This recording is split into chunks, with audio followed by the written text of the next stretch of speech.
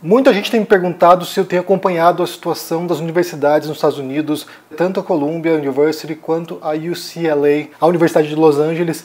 Porque o que está acontecendo agora são protestos de estudantes universitários em prol da Palestina. Ou seja, você tem lá uma situação que agora envolveu polícia, né? A polícia invadiu a Universidade de Columbia, houve confrontos entre grupos, né? Tanto grupos pró-Palestina quanto grupos pró-Israel ou grupos de judeus. O negócio está bem inflamado por lá. E aí, ao ver essas cenas, né, isso me remeteu aos protestos estudantis dos anos 60 e 70, quando grupos de estudantes também demonstravam repúdio aos Estados Unidos, o imperialismo norte-americano, demonstravam apoio ao Vietnã, outros momentos nos quais a pauta decolonial entrou em jogo e aí você tinha os estudantes defendendo esses países ou esses movimentos que enfrentavam, né, o domínio das potências ou norte-americanas ou europeias. E aí, eu quero ler para vocês aqui um trechinho de um livro que eu achei muito interessante, porque isso nos remete a uma postura de incoerência desses alunos universitários diante de certas questões. Porque nesse caso aqui você tem alunos universitários norte-americanos, né, boa parte deles brancos, que estão defendendo em várias circunstâncias grupos islâmicos, alguns deles acusados de perpetrar terrorismo, e também há subjacente a isso uma retórica antissemita, embora recusem isso e digam que seja antisionista.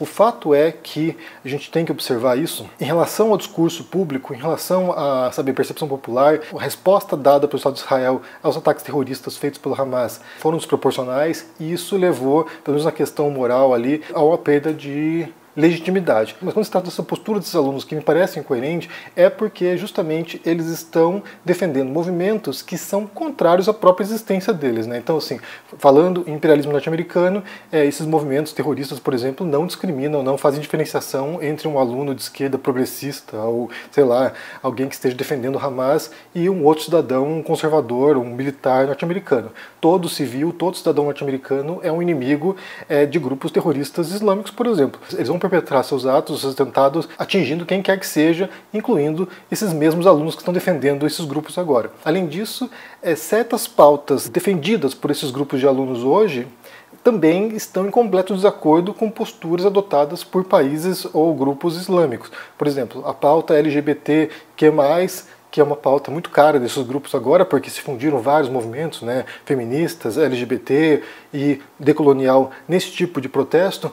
Algumas dessas pautas elas estão em completo desacordo com o modo como esses países, ou esses grupos, ou essas ideologias do Oriente Médio entendem a realidade. Isso gera um tremendo ruído e a sensação de que esses alunos não percebem que tipo de ideias eles estão defendendo através dessas manifestações. É como se o enfrentamento ao imperialismo norte-americano legitimasse, inclusive, a defesa de grupos que praticam crimes bárbaros ou violências contra grupos minoritários. Então isso me parece que na hierarquia de prioridades, eles estão dispostos a abrir mão de certas agendas, de certas pautas para defender uma maior, que seria o enfrentamento ao imperialismo.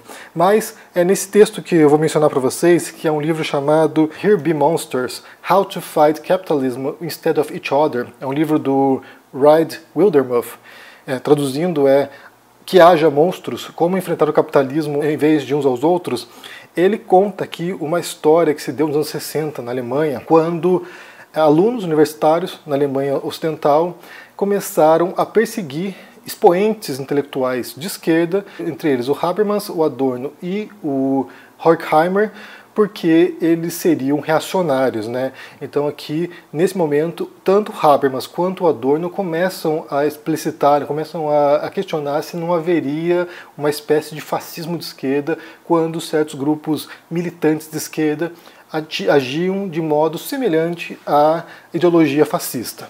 E aí eu quero ler para vocês o trechinho desse livro aqui, porque é bem interessante você perceber como a gente parece que está, não sai do lugar. Uma coisa que aconteceu nos anos 60 e 70, inclusive com as mesmas pautas, né, pautas decoloniais, pautas pró-Palestina, contra o Estado de Israel, acabam retornando aí de tempos em tempos. Então vou ler para vocês aqui. Depois dos levantes, em maio de 68, e concomitantemente com o Kinderlernen, que era um projeto educacional da esquerda radical para formar, crianças desconstruídas, vamos dizer assim, o movimento estudantil na Alemanha Ocidental começou a estender sua crítica ao capitalismo a acadêmicos que ou não foram longe o suficiente em suas críticas, ou para os estudantes representavam uma reacionária tradição acadêmica inimiga da revolução.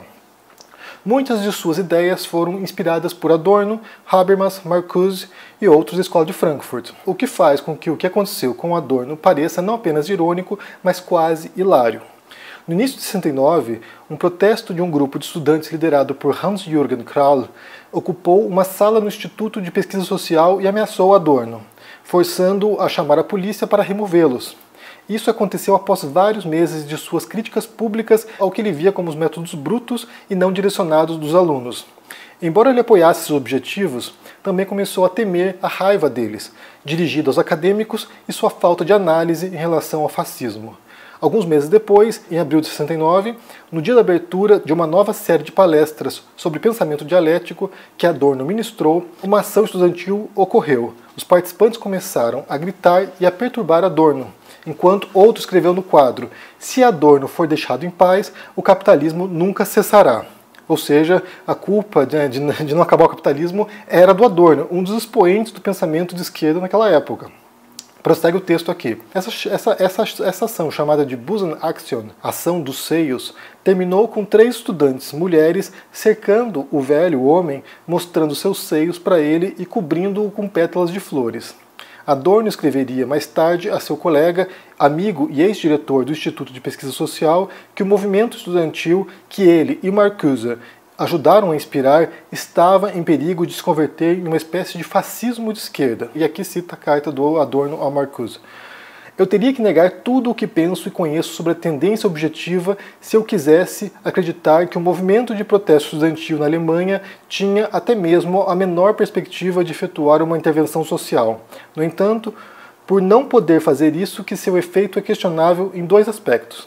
Primeiramente, na medida em que inflama um potencial fascista inextinguível que se reproduz na Alemanha, sem sequer se importar com isso. Em segundo lugar, na medida em que se nutre de tendências, e aqui também devemos diferir, nesse sentido o Marcuse não concordava com Adorno em relação à ideia de fascismo de esquerda, mas prossegue o Adorno aqui. Em segundo lugar, na medida em que se nutre de tendências que convergem diretamente com o fascismo. E aqui também como sintomático dessa técnica de conclamar para uma discussão apenas para então torná-la impossível.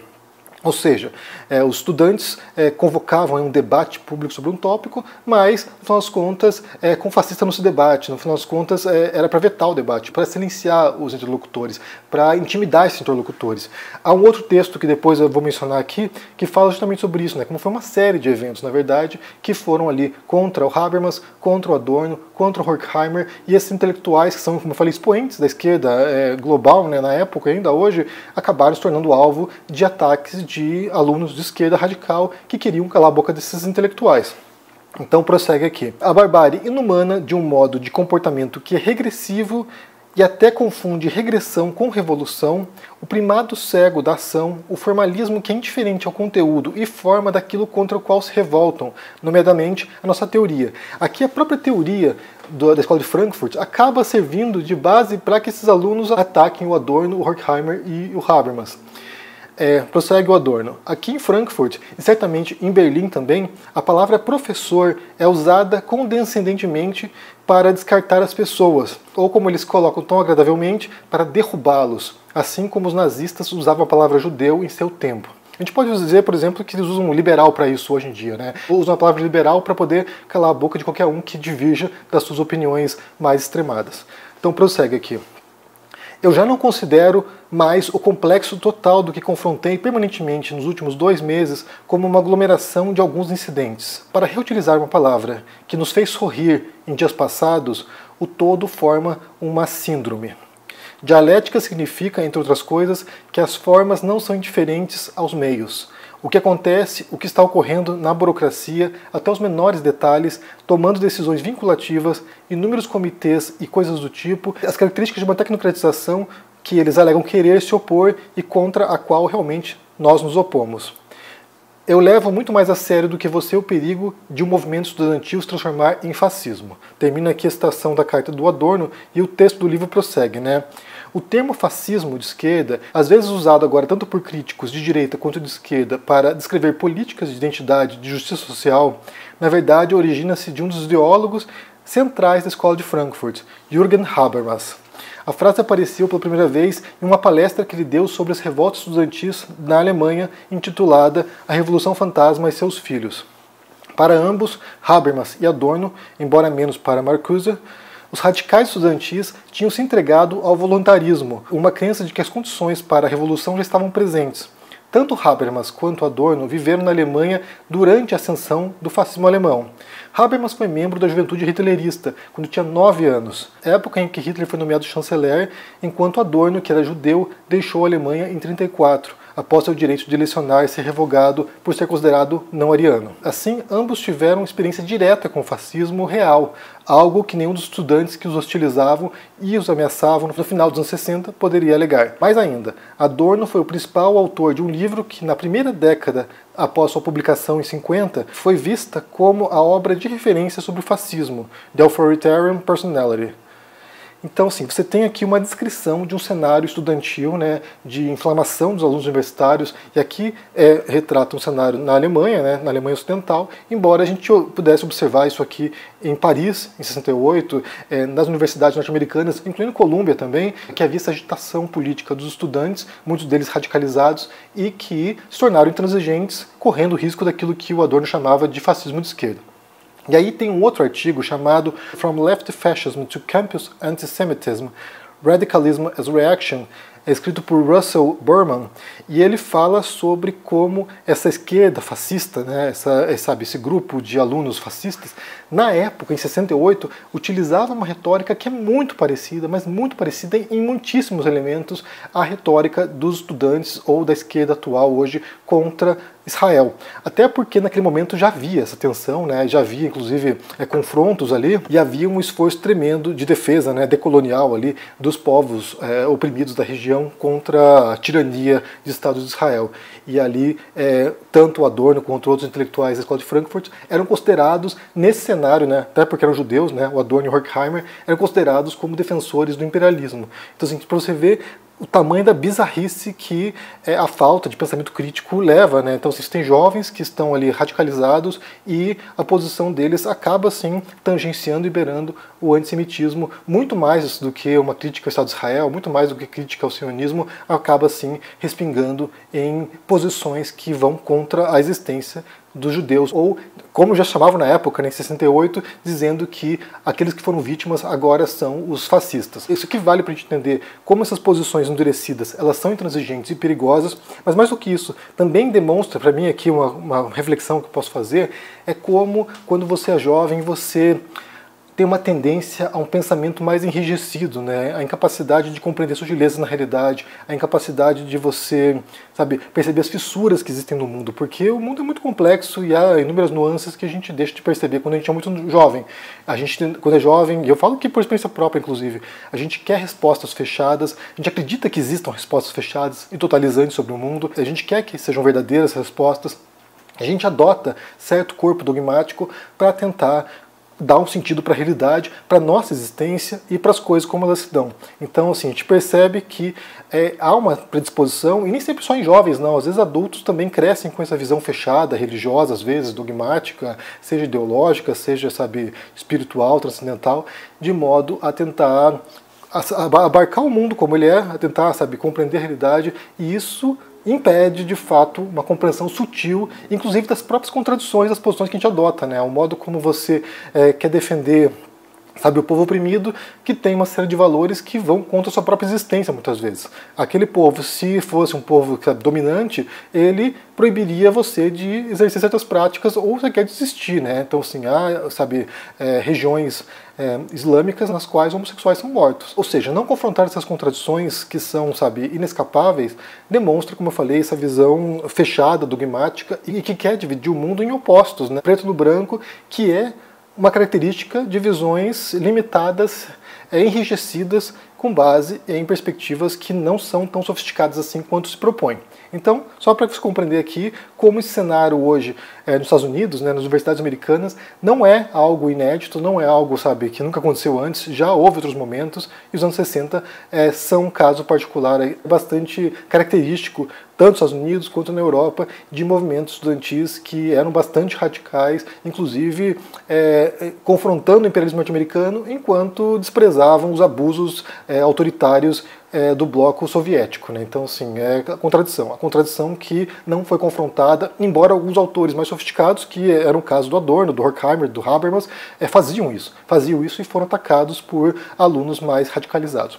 Bem, me diga o que vocês pensam aqui sobre a situação, se vocês estão acompanhando a história das universidades, né? Como é que você entende o que está acontecendo por lá?